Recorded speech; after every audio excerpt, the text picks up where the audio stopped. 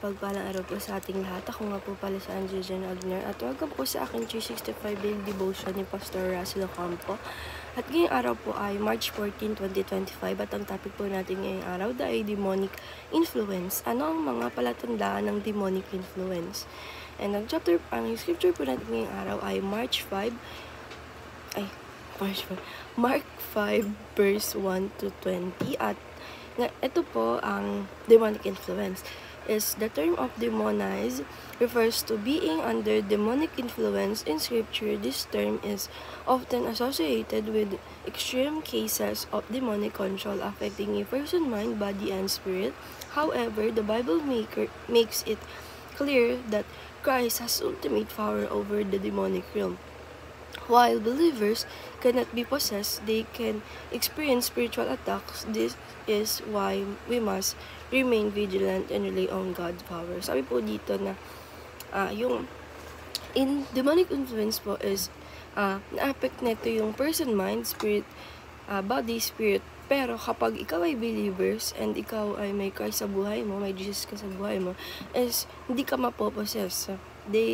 Pero may experience mo lang yung mga spiritual attack pero hindi ka mapopossess ng demonic force. And kaya this is why dapat talaga na nandun tayo sa kingdom of God at may God tayo sa buhay natin. And this is the sum of demonic influence: distortion of truth, spiritual bondage to sin, hatred of Christians and the church, apathy and hardness of heart, fleshly thinking and worldliness, addiction to Christ, sex and photography, organry, fornication, etc., obsession to occultism and false religious, witchcraft, divinations, spiritism, new age, astrology, horoscope, tarot card, faith healing, necromancy, and others similar practices.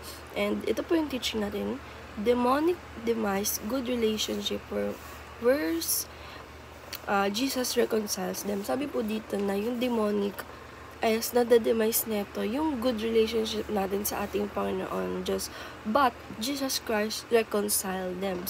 And teaching number 2, demons distort the mind whereas Jesus renew it. Sabi naman po dito na yung demons is nade-distort neto yung minds natin, pero Jesus is nare-renew niya ito, nababalik niya ito sa atin. And teaching number 3, demons destroy the image of God whereas Jesus restore it.